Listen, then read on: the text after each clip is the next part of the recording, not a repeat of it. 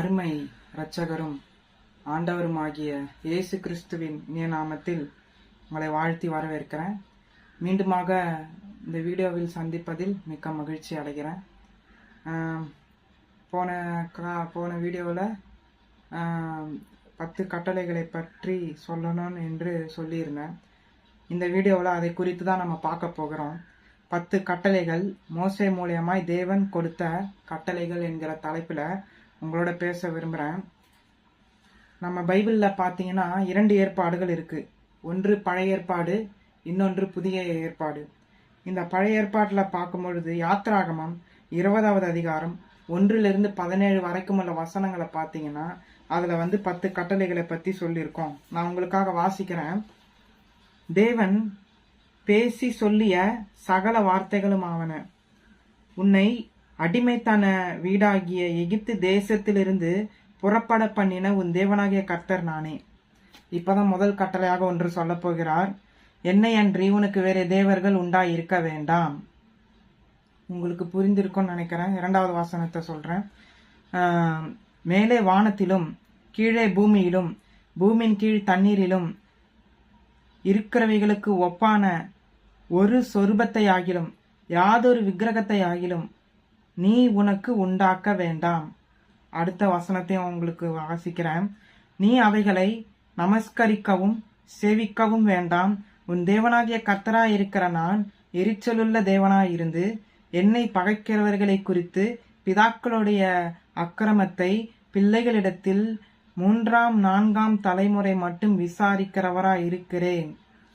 அதாவது இந்த முதல் 3 காரியத்தை நான் உங்களுக்கு படிச்சு காட்டினது போல 10 கட்டளைகள்ல முதல் 1லிருந்து 4 வரைக்கும் நாம் கடவுளுக்கு என்ன செய்கிறோம், கடவுளுக்கு மனிதனுக்கும் உள்ள ஒரு உறவையும், மீதி அந்த 6 முதல் 10 வரைக்கும் உள்ள கட்டளைகள் பார்த்தீங்கன்னா மனிதனுக்கு மனிதன் செய்கிற காரியத்தை குறித்து தான் இந்த 10 கட்டளைகள்ல சொல்லப்படுகிற ஒரு காரியம். இது எப்படின்னு பார்த்தீங்கன்னா ஏற்கனவே நான் சொல்லியிருக்கேன். மோசே என்பவர் ஒரு தீர்க்கதரிசி, தேவனால் பயன்படுத்தப்படுகிற ஒரு தேவ தீர்க்கதரிசி. அந்த தீர்க்கதரிசியை கடவுள் என்ன பண்றாருன்னு பாத்தீங்கன்னா, நீ சீனாய் மலைக்கு வா மோசே, உன்னோட நான் பேசணும்னு சொல்லி கூப்பிட்டு 40 நாள் சாப்பிடாம தண்ணி குடிக்காம அவர் கடவுளோட பிரார்த்தனைகளை ஈடுபடுகிற சமயத்துலதான் இந்த 10 கட்டளைகள் தேவன் தன்னுடைய சொந்த விரல்ல எழுதி கொடுத்ததாக பைபிள் சொல்லுது. நான் சொல்லல. அவர் அக்கினியாக அக்கினி ஸ்தம்பம் பாத்தீங்கன்னா அந்த காலத்துல இன்றைக்கு டைஃபூன் இப்படிப்பட்ட இயற்கையை அழிக்கக்கூடிய பல புயல் காத்துகள் அப்படியே புனல் மாதிரி நிற்கும். அந்த காலத்துல பாத்தீங்கன்னா அந்த புனல் ஒரு அக்கினி மயமா ஒரு நெருப்பா இருந்ததுன்னா எப்படி இருக்கும்னு யோசிச்சு பாருங்க. அந்த அக்கினி ஸ்தம்பத்துலதான் அந்த ஒரு நெருப்பு தான் என்ன ஆச்சுன்னா, ஒரு மலையில ஒரு கல்லை தன்னால் அந்த நெருப்பு வெட்டி அந்த கல்லுகளுக்குள் இந்த கட்டளைகள் இப்படி இப்படி இருக்க வேண்டும் என்று சொல்லி கைப்பட எழுதியது. அது கடவுளாகவே எழுதி கொடுத்த கட்டளைகள் என்று பைபிள் சொல்லுகிறது. இப்போ ஏன் என்னை அன்றி வேற தேவர்கள் உனக்கு உண்டாயிருக்க வேண்டாம் என்று சொல்றாருன்னு பாத்தீங்கன்னா, அவரை தவிர வேற எந்த தெய்வத்தையும் வணங்கக்கூடாது என்பது தெய்வத்துடைய முதல் கண்டிஷன். 2வது கண்டிஷன் பாத்தீங்கன்னா, மேலே வானத்திலும் கீழே பூமியிலும் பூமியின் கீழ் தண்ணீரிலும் உண்டாயிருக்கிறவர்களுக்கு ஒப்பான ஒரு சொரூபத்தை ஆகிலும் யாதொரு விக்கிரகத்தை ஆகிலும் நீ உனக்கு உண்டாக்க வேண்டாம். ஒரு சொரூபம், ஒரு சிலை, ஒரு சின்ன சொரூபம்னா சிலையை தான் குறிக்கு. அந்த சிலைய நீ உண்டாக்க வேண்டாம், அதை நீ நமஸ்கரிக்கவும் சேவிக்கவும் வேண்டாம் அப்படின்னு சொல்லி 2வது கண்டிஷனாக தேவன் சொல்லுகிறார். 3வது பாத்தீங்கன்னா, நீ அவைகளை நமஸ்கரிக்கவும் சேவிக்கவும் வேண்டாம். அதை நீ என்ன பண்ணக்கூடாது, கை கூப்பி வணங்கவும் கூடாது. அது அந்த சிலைக்கு முன்ன நீ மண்டிக்கிட்டு வணங்கவும் கூடாது. சேவிப்புனானது டெய்லி நம்ம ஒரு விஷயத்த தேடிக்கிட்டே இருக்கிறோம் பாத்தீங்களா, அதுதான் சுத்த தமிழ்ல சேவிப்பு அப்படின்னு வருது. சேவிப்போம். அப்போ வழக்கமாக ஒரு விஷயத்த நம்ம செய்யறோம் பாத்தீங்களா, அந்த காரியத்தை தான் சுத்த தமிழ்ல சேவிப்பு அப்படின்னு வருது. அப்போ வழக்கமாக அப்படிப்பட்ட நீ உனக்கு இஷ்டப்பட்ட தெய்வத்தை நீ கல்லால செஞ்சு கூட சிலையா செஞ்சு கூட வணங்க கூடாது. காரணம் என்னன்னு பாத்தீங்கன்னா, அவர் எரிச்சல் உள்ள தேவன். கடவுள் வந்து சொல்றாரு, நான் எரிச்சல் உள்ள தேவன்பா, அதனால நீ எனக்கு ஒப்பா ஜீசஸ போல ஒரு சொரூபத்தையும் செய்யக்கூடாது, எந்த கடவுளுடைய ரூபத்தை வச்சும் ஒரு சிலையும் செய்யவே கூடாது. அதுதான் வேதத்துல சொல்லப்பட்டிருக்கு. அந்த காலத்துல மோசே கிட்ட கடவுள் கைப்பட எழுதி கொடுத்த கட்டளைகளை தான் நம்ம இப்ப பாத்துக்கிட்டு வரோம். அடுத்தது நான் உங்களுக்கு வாசிக்கிறேன். என்னிடத்தில் அன்பு கூர்ந்து என் கற்பனைகளை கை கொள்ளுகிறவர்களுக்கோ 1000 தலைமுறை மட்டும் இரக்கம் செய்கிறவரா இருக்கிறேன். இதே அந்த முன்னாடி வசனத்தை நான் பாதி படிச்சேன், அதோடைய மீதி பாதியை நான் இப்ப உங்களுக்கு விளக்குறேன். அவரை வந்து நம்ம வணங்கும் பொழுது, இல்ல எனக்கு இப்படிப்பட்ட கடவுள் வேண்டாம், நான் எனக்கு இஷ்டப்பட்ட ரூபத்துலதான் தெய்வத்தை செஞ்சு வணங்குவேன்னு சொல்றவங்களுக்கு அவரை நம்ம எப்படி பாக்குறோமா, ஒரு பகையை போல பாக்குறோம். ஆண்டவருக்கும் அது பிடிக்காது. ஏன்னா அவர் கண்டிஷனாக சொல்லியிருக்கார், என்னை அன்றி உனக்கு வேறே தேவர்கள் வேண்டாம். அப்போ கல்லோ இன்னைக்கு நம்ம பாக்குற கோயில்ல காணப்படுகிற செதுக்கின சிலையோ அதை பார்த்து நம்ம வணங்கக்கூடாது. காரணம் அது அவருக்கு பிடிக்காது. அததான் அவர் சொல்றாரு. ஆனா இதே அவர்கிட்ட அன்பாக இருந்து அவருடைய நியாய திட்டங்களை, அவருடைய கட்டளைகளை நம்ம அதன்படி கீழ்ப்படியும் பொழுது 1000 தலைமுறை மட்டும் இறக்கமா. யாருக்குமே இப்படி ஒரு வாய்ப்பு இல்லை. ஆனா 1000 தலைமுறை, ஒரு தலைமுறை இல்ல, 2 தலைமுறை இல்ல, 1000 தலைமுறை வரைக்கும் கடவுளுடைய இரக்கம் அவருக்கு கீழ்ப்படிஞ்சு இந்த கட்டளைகளின்படி செய்கிறவர்களுக்கு இருந்துகிட்டே இருக்கும்ன்றத வந்து பைபிள் சொல்லுது. இதெல்லாம் எனக்கு பிடிக்கல, இவருடைய கட்டளைகள் எனக்கு பிடிக்கலன்னு சொல்லிட்டு யாரெல்லாம் அந்த கட்டளையின்படி கேட்காம இருக்கிறாங்களோ அவங்களுக்கு வந்து 3வது 4வது தலைமுறையில தண்டனை இருக்கு. கேள்வி கேட்பார், தண்டனை இருக்கு. அப்போ 3-4 தலைமுறையில அந்த சந்ததி வந்து செழிக்காம போகுது. ஆனா தேவனுடைய கட்டளைகள் இப்ப நம்ம பார்த்துக்கிட்டு வர இந்த கட்டளை எல்லாவற்றையும் நம்ம அப்படியே கீழ்ப்படிஞ்சு இது தேவ வாக்கா நம்ம செய்யும் பொழுது 1000 தலைமுறைக்கு வரைக்கும் நமக்கு இரக்கம் இருக்கான். அடுத்த வசனத்தை நான் உங்களுக்காக வாசிக்கிறேன். உன் தேவனாகிய கர்த்தருடைய நாமத்தை வீணிலே வழங்காதிருப்பாயாக. கர்த்தர் தம்முடைய நாமத்தை வீணிலே வழங்குகிறவனை தண்டியாமல் விடார். வீணிலே வழங்குவது, அவ்வப்போது வீணாக ஒருத்தருடைய பேரை சொன்னா ஒருத்தருக்கு எவ்வளவு கோபம் வருமோ, அதே போல சும்மா தெய்வத்துடைய பேரை நம்ம சொல்லும் பொழுது, இப்போ ஏசப்பா ஏசப்பா ஏசப்பா என்று சும்மா சொல்லும் பொழுது அதை நம்ம வீணாக அந்த பேரை நம்ம வேஸ்டா வழங்குறோம் அந்த இடத்துல. அப்போ ஏசு என்ற ஒரு பேருக்கு எவ்வளவு ஒரு பவர்ஃபுல்லான பேர். அப்போ அந்த பேரை வந்து நம்ம ஜாக்கிரதையாக பயன்படுத்த வேண்டும். ஏன்னா இவர் பரிசுத்தம் உள்ள தெய்வம், எந்த ஒரு பாவத்தையும் செய்யல. அப்போ ஏசு என்று நம்ம இன்னைக்கு ஜீசஸ வந்து கேலி கிண்டல் பண்றோம். அப்போ பெயரை யூஸ் பண்றதுக்கே நம்ம பயப்படணும்னா அப்ப அப்படிப்பட்ட தெய்வத்தை நம்ம கேலி கிண்டல் செய்யலாமா? இன்னைக்கு அநேகர் கேலி கிண்டல் செய்யறாங்க, செத்து போன தெய்வம், வெளியூர் கடவுள் அப்படின்னு சொல்லிட்டு. அப்போ நீங்க எல்லாரும் உணர வேண்டிய ஒரு விஷயம் என்னன்னு பாத்தீங்கன்னா, அவர் வந்து எப்படிப்பட்ட தெய்வமா, மற்ற தெய்வத்தை போல ஏதோ அவருக்கு வந்து ஒரு சரித்திரமோ வரலாறோ அவருக்கு ஒரு படிவமோ இல்லாத ஒரு தெய்வம் இல்ல. அவர் நம்மளை போல வாழ்ந்திருக்கார், அவர் நம்மளை போல மரித்திருக்கிறார், அவருடைய கல்லறை இணைக்கும் ஜெருசலேமில் இருக்கு. அப்போ அவர் எப்படிப்பட்ட தெய்வமாக வாழ்ந்தார்னா பாவமே இல்லாத ஒரு தெய்வமாக வாழ்ந்திருக்கார். அப்போ அப்படிப்பட்ட பரிசுத்தம் உள்ள ஒழுக்கமான கடவுளை வந்து நம்ம எப்படி மரியாதையோட நடத்தணுமோ அந்த அளவுக்கு நம்ம மரியாதையா அவருடைய பெயரை சொல்ல வேண்டும். அதுதான் நம்ம வீணில வழங்குவது. அடுத்த வசனத்தை நான் வாசிக்கிறேன். உன் தேவனாகிய உன் ஓய்வு நாளை பரிசுத்தமாய் ஆசரிக்க நினைப்பாயாக. ஓய்வு நாள் ஆரம்பத்துல 6 நாள் ஆண்டவர் வந்து வானத்தையும் பூமியும் எல்லா காரியத்தையும் படைச்சிட்டு 7வது நாள்ல ஒரு காரியத்தை செய்யறாரு, ரெஸ்ட் எடுக்கிறாரு. ரெஸ்ட்ன்னும் பொழுது தூங்கல. அந்த நாளை வந்து எதற்கு அந்த நாளை வந்து அவரு அந்த ரெஸ்ட் டே எதுக்கு இது பண்றாருன்னு பாத்தீங்கன்னா, அந்த நாள் முழுக்கவும் பரிசுத்தம், அந்த நாள் வந்து ஆசீர்வாதமான நாளாக இருப்பதற்காக இந்த வானத்தையும் இந்த பூமியும் படைச்ச தெய்வம் 6 நாள் தன்னுடைய இந்த உலகத்துடைய எல்லா காரியத்தையும் படைச்சிட்டு 7வது நாள்ல அவர் வந்து ரெஸ்ட் எடுக்கிறாரு. ரெஸ்ட்னா அவர் தூங்கல, அவர் வந்து அந்த நாள்ல வந்து ஒரு அடையாளமாக வைக்கிறார். அதுதான் ஓய்வு நாள். அடுத்த வசனத்தை நான் வாசிக்கிறேன். 6 நாளும், அடுத்த கட்டளை, 6 நாளும் நீ வேலை செய்து உன் கிரியைகளை எல்லாம் நடப்பிப்பாயாக. அதே கடவுள் 6 நாள் வானம், பூமி, சூரியன், சந்திரன், நட்சத்திரங்கள், மனுஷன், மிருகம், ஆகாயத்து பறவை, தண்ணில வாழற ஜீவ ஜந்துக்கள், மீன் மற்றும் அதாவது ஊர்ந்து போற விலங்குகள், பறக்கிற டைப்பு எல்லாவற்றையும் உண்டாக்கிட்டு 7வது நாள்ல ஒரு ஓய்வு. அவருக்கு ஓய்வு தேவையில்லை, ஏன்னா அவர் கடவுள். அவருக்கு ஏன் ஓய்வுன்னா மனுஷனுக்கு காட்டுறாரு, எப்படி வேலை செய்தேன், நான் வேலை செஞ்சுட்டு ஒரு நாள் ஓய்வு எடுக்கிறேனோ அதே போல மனிதர்களாகிய நாமும் ஓய்வு எடுக்க வேண்டும். ஆனா இன்றைக்கு நிறைய பேர் என்ன சொல்றாங்கன்னு பாத்தீங்கன்னா, ஞாயிற்றுக்கிழமை தான் ஓய்வு நாள் அப்படின்னு சொல்றாங்க.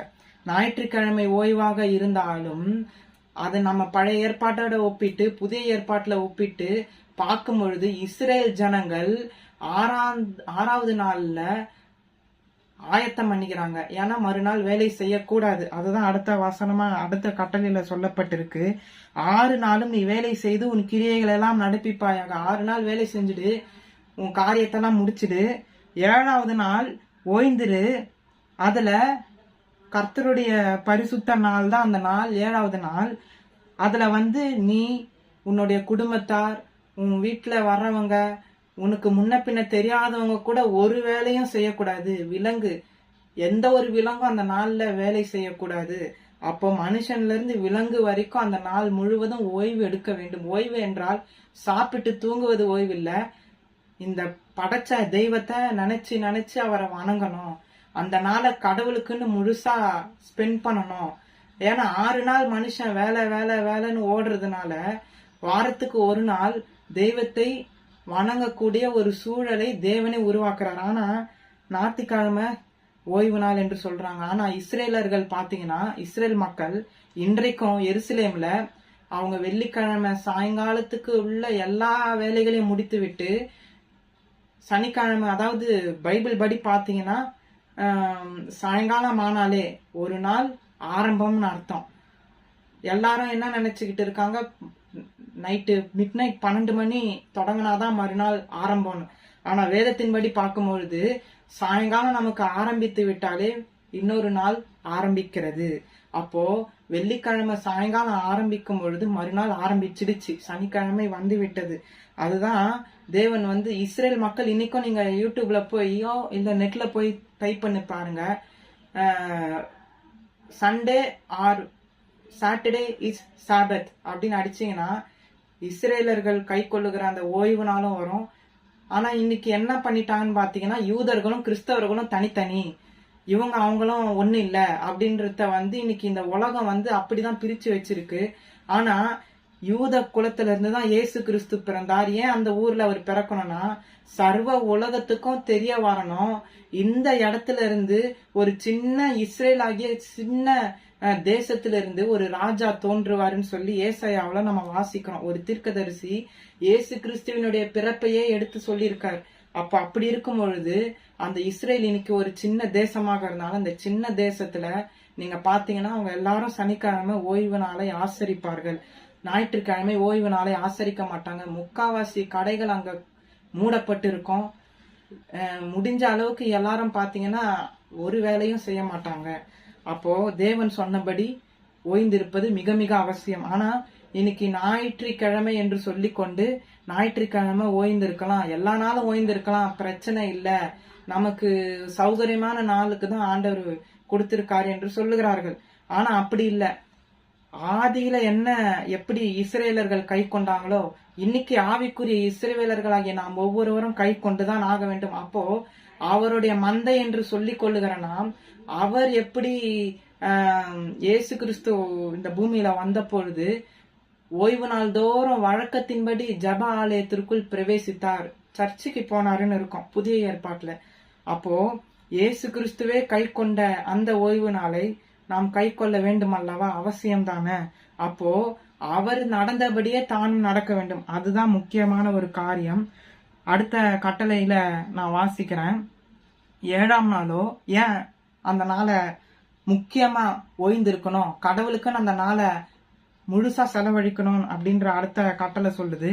7ஆம் நாளோ உன் தேவனாகிய கர்த்தருடைய ஓய்வு நாள், அதிலே நீயானாலும் உன் குமாரனானாலும் உன் குமாரத்தி ஆனாலும் உன் வேலைக்காரனானாலும் உன் வேலைக்காரியானாலும் உன் மிருக ஜீவனானாலும் உன் வாசலில் இருக்கிற அந்நியனானாலும் யாதொரு வேலையும் செய்ய வேண்டாம்.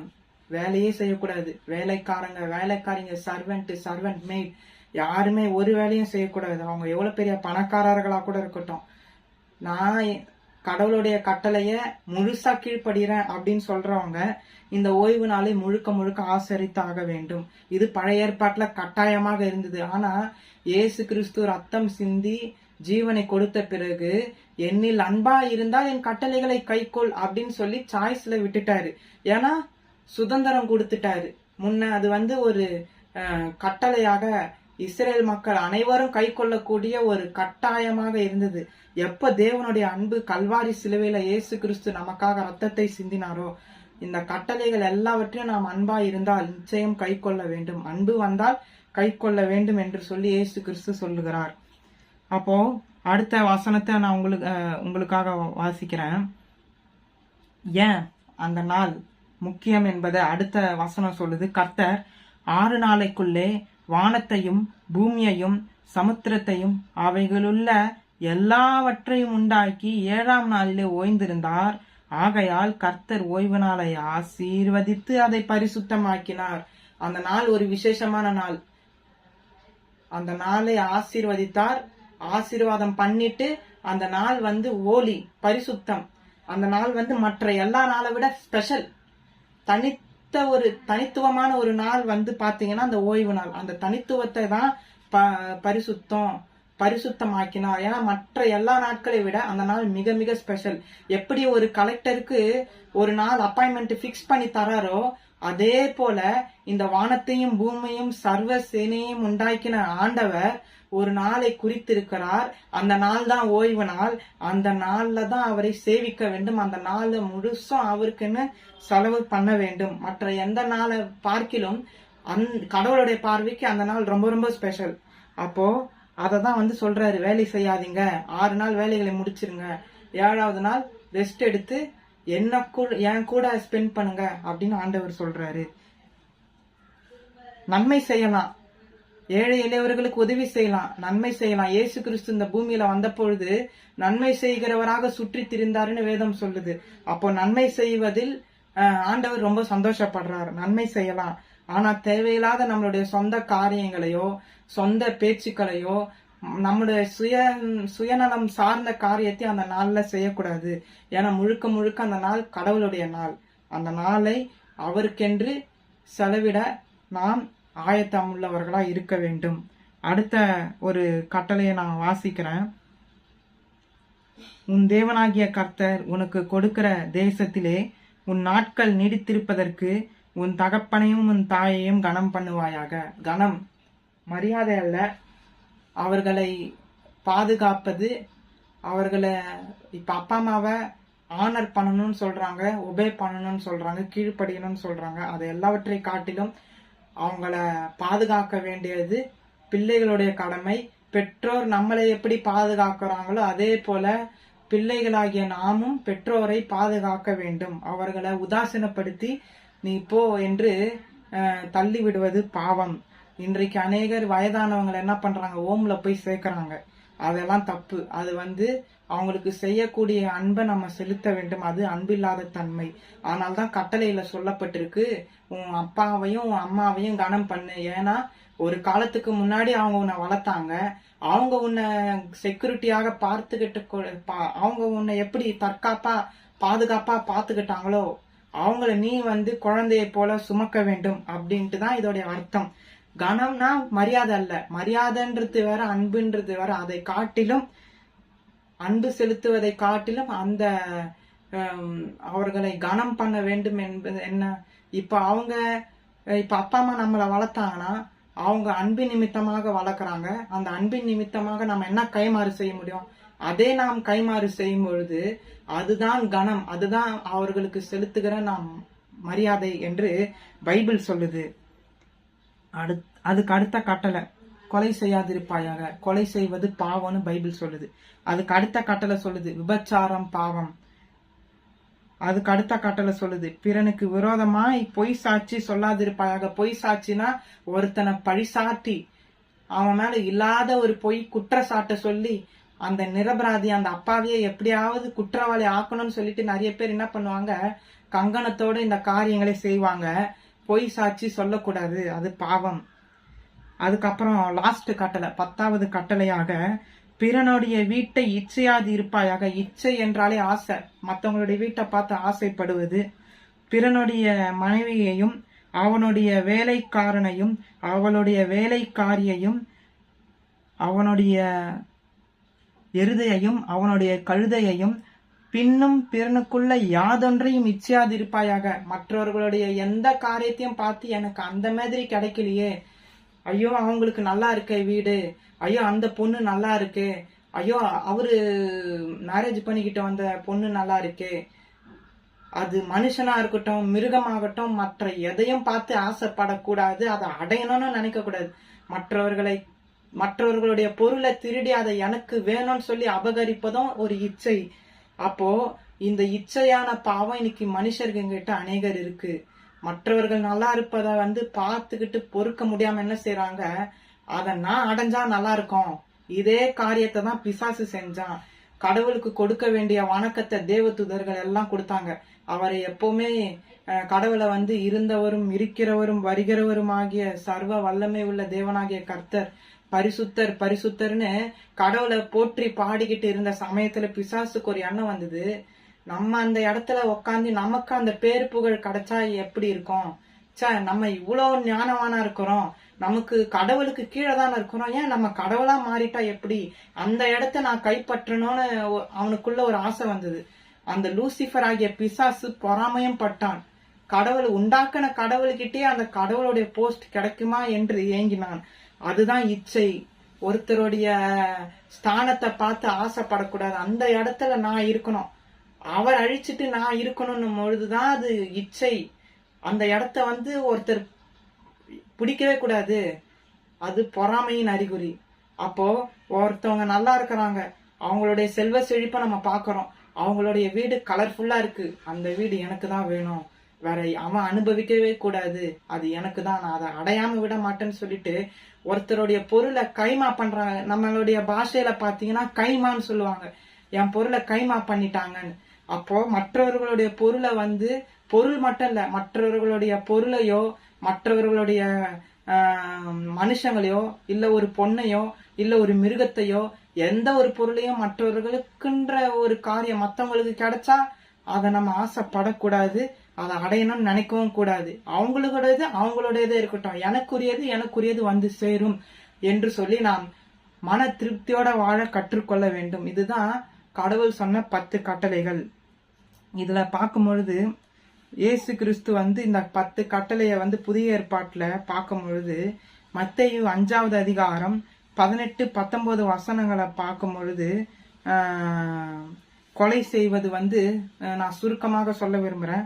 மத்தேயு 5வது அதிகாரம் 21-26 வரைக்கும் கொலை செய்யாதிருப்பாயாகன்னு நான் சொன்னேன் பாத்தீங்களா. அது புதிய ஏற்பாட்டுல எப்படி இயேசு கிறிஸ்து சொல்றாருன்னு பாத்தீங்கன்னா, நியாயமில்லாமல் ஒருத்த மேல நம்ம கோபப்படுறோம்னா அந்த கோபம் கொலைக்கு சமம் என்று வேதம் சொல்லுகிறது. நியாயமே இல்லாத ஒரு கோபம் இல்ல ஒரு சண்டையோ இல்லாத ஒண்ணுமே இல்லாத ஒரு விஷயமா இருக்கும் பொழுது தேவையில்லாம கோபப்படுவதனால அது கொலைக்கு சமம்னு சொல்றாரு. அதே மாதிரி விபச்சாரம் இன்னைக்கு பாத்தீங்கன்னா போய் ஒரு பொண்ணோட தங்குவதுதான் விபச்சாரம், படுப்பதுதான் விபச்சாரம் இல்ல. மத்தேயு 5வது அதிகாரம் 27வது வசனத்திலிருந்து 32 வரைக்கும் நீங்க வாசிச்சு பாத்தீங்கன்னா, ஒரு பொண்ண தப்பான எண்ணத்தோட அந்த பொண்ணு எங்கேயோ இருக்கும், ஆனா அந்த பொண்ணை குறிச்சு அந்த பொண்ணு கூட விபச்சாரம் பண்ணா மாதிரி கற்பனை பண்ணாலே பாவம் அப்படின்ட்டு பைபிள் சொல்லுது. அதுக்கப்புறம் பொய்யான சாட்சினா என்னதுன்னு பாத்தீங்கன்னா, ஒருத்த மேல அநியாயமா ஒரு குற்றமே இருக்காது, ஆனா அவனை எப்படியாவது பழி சாட்டி அவன் தண்டனை வாங்கிக்கிட்டு அந்த பழி அவன் மேல சுமரணுன்றதுக்காக 2-3 சாட்சியை நிறுத்துவாங்க, பொய்யான சாட்சிகள். இந்த பொய்யான சாட்சிய ஒருத்த மேல சுமத்தினாலே பாவம். அவன் தண்டனைக்கு தப்பவே மாட்டான்னு பைபிள் சொல்லுது. அதுக்கப்புறம் பாத்தீங்கன்னா தாயும் தகப்பனையும் கனம் பண்ணுவதை பற்றி மத்தேயு 15வது அதிகாரம் 3-6 வரைக்கும் உள்ள வசனங்கள் சொல்லுது. அதுக்கப்புறம் பாத்தீங்கன்னா முக்கியமான ஒண்ணு ஓய்வு நாள் கற்பனை. இந்த ஓய்வு நாள் கட்டளையை பார்க்கும் பொழுது இதை நான் சுருக்கமா சொல்ல விரும்புறேன். புதிய ஏற்பாட்டுல இயேசு கிறிஸ்துவனுடைய சீஷர்கள் பயிர் கொழுதிக்கிட்டு சாப்பிட்டுக்கிட்டே போவாங்க. அந்த நாள் ஓய்வு நாள். அப்போ இந்த ஓய்வு நாளை உண்மையா ஒரு வேலையும் செய்யாத ஒரு பரிசேயர்கள், ஒரு ஆசாரியர்கள், அதாவது அந்த காலத்துல ஒரு பாஸ்டராக இருந்தவர்கள் சொல்லுவாங்க இயேசு கிறிஸ்துவ பார்த்து, ஆண்டவரே உங்க கூட வர 12 பேரும் பயிர் சாப்பிட்டுக்கிட்டு வராங்க, கோதுமையை கொய்து தின்றாங்க, ஓய்வு நாள்ல இப்படி செய்யலாமா அப்படின்னும் பொழுது அதுக்கு சொல்றாரு இயேசு கிறிஸ்து, ஓய்வு நாள்ல நன்மை செய்வது பாவம் இல்ல, ஆனா பசிச்சா சாப்பிடக்கூடாதுன்றது எங்க இருக்கு? பசி எடுத்தால் சாப்பிடலாம், ஆனா அதுக்குன்ட்டு தேவையில்லாத மற்ற கடவுள் சம்பந்தப்படாத எந்த காரியத்தையும் ஓய்வு நாள்ல செய்யும் பொழுது அது பாவமாக மாறுது. அப்போ இயேசு கிறிஸ்து சொல்றாரு, ஓய்வு நாளுக்கு நான் ஆண்டவர்ப்பா, மனுஷன் ஓய்வு நாளுக்காக உண்டாக்கப்படல, மனுஷனுக்காக தான் ஓய்வு நாளே வந்தது அப்படின்னு சொல்றாரு. அப்போ ஓய்வு நாள் எதுக்குன்னு பாத்தீங்கன்னா, மனுஷன் 6 நாள் வேலை வேலை வேலைன்னு செய்யறான், ஒரு நாள் கடவுளோட இருக்கட்டும், அவனுடைய பலு, அவனுடைய சுமை, அவனுடைய டென்ஷன் எல்லாம் குறையறதுக்காக இந்த ஓய்வு நாள்ன்ற ஒரு காரியத்தை கடவுள் கொண்டு வந்தாரு. ஆனா இந்த ஓய்வு நாளை இன்றைக்கு ஞாயிற்றுக்கிழமை என்றும் சனிக்கிழமை என்றும் மாத்திக்கொண்டே இருக்கிறாங்க. ஆனா நமக்கு எது அட்டாச்சுன்னு பாத்தீங்கன்னா, இயேசு கிறிஸ்து எங்க பிறந்து எங்க வாழ்ந்தாரோ அந்த மக்கள் இன்றைக்கு ஓய்வு நாள் எங்க கை கொள்றாங்க, எப்படி கை கொள்றாங்களோ அதுதான் நமக்கு மாதிரி. மற்றவர்கள் ஞாயிற்றுக்கிழமை கை கொள்றாங்க, அப்ப அதுதான் ஓய்வு நாள் என்பது அர்த்தமாகி விடாது. இயேசு கிறிஸ்து நமக்கு எங்க வாழ்ந்து, அவர் எந்த பூமியில எந்த இடத்துல பிறந்து எந்த இடத்துல அவருடைய கல்றை இருக்கோ அங்கதான் நம்ம பார்க்கணும் அவங்க கை கொள்ற ஓய்வு நாள் எந்த ஓய்வு நாள் என்று சொல்லி. அப்போ அதுதான் உண்மையா இருக்கும், மற்றது எல்லாமே டூப்ளிகேட்டா தான் இருக்கும். அப்போ ஓய்வு நாளை நன்மை செய்யலாம். ஒரு கழுத குழியில விழுந்துடுச்சுன்னா அதை காப்பாற்ற மாட்டியான்னு கேட்கிறார் ஆண்டவர் அவங்க கிட்ட பார்த்து.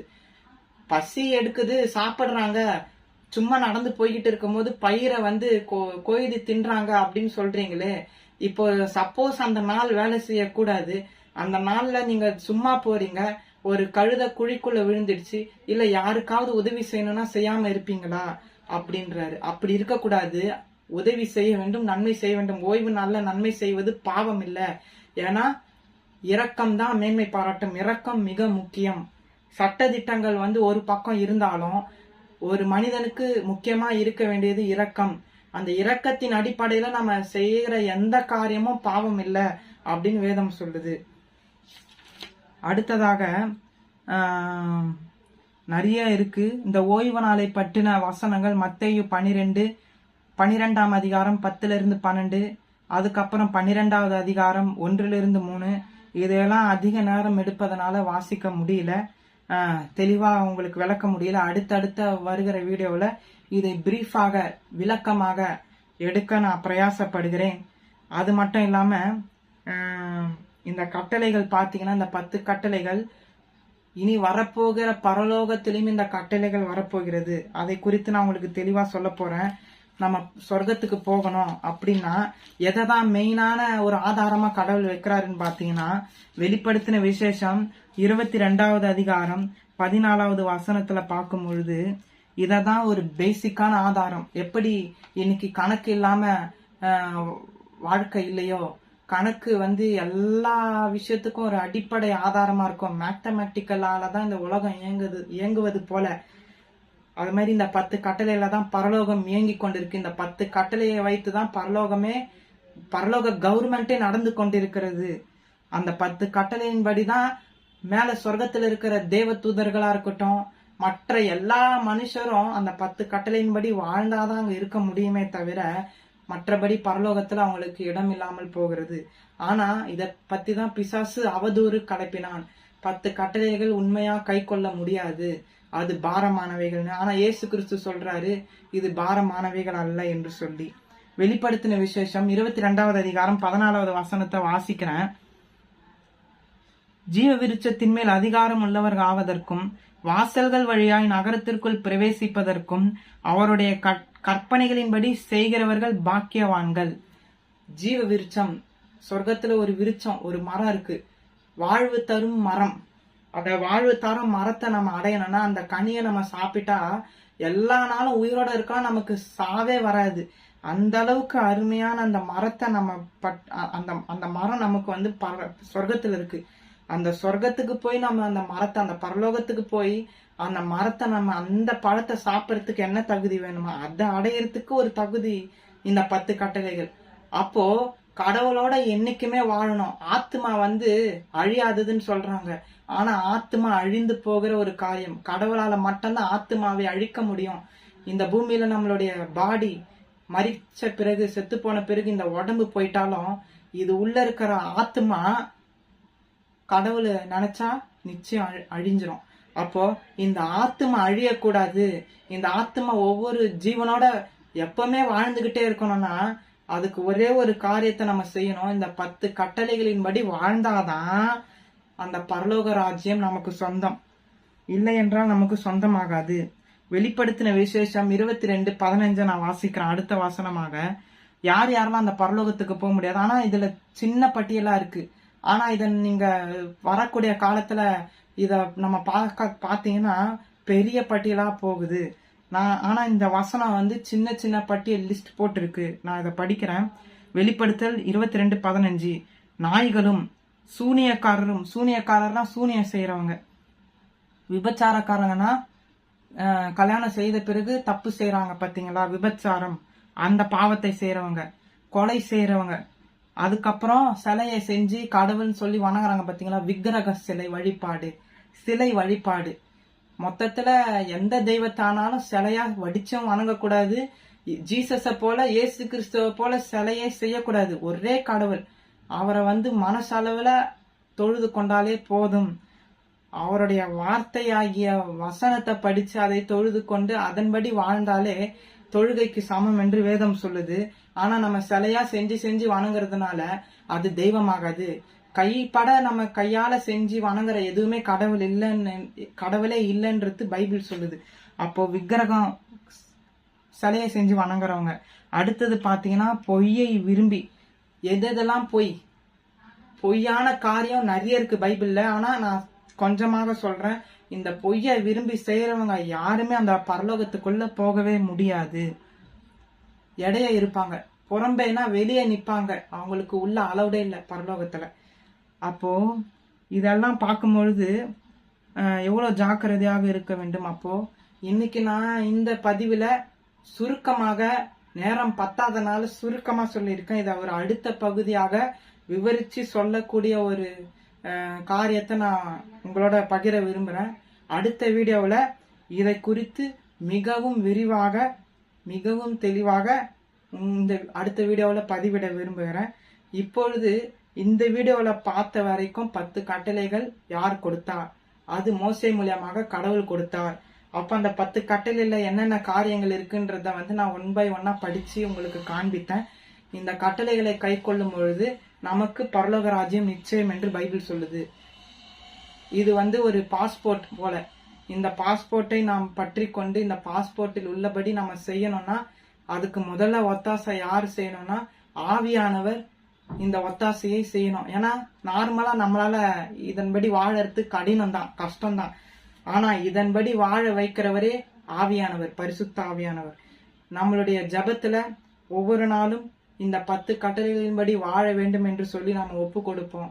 நிச்சயமாக இந்த 10 கட்டளை, இப்போ கடவுள் சொன்ன இந்த 10 கட்டளை உங்ககிட்ட நான் சொல்லியிருக்கேன். இந்த கட்டளைகளின்படி வாழ ஆண்டவரே நமக்கு உதவி செய்வார். இந்த வீடியோ மூலியமாக தேவன் உங்களை ஆசீர்வதிப்பாராக. ஆமென்.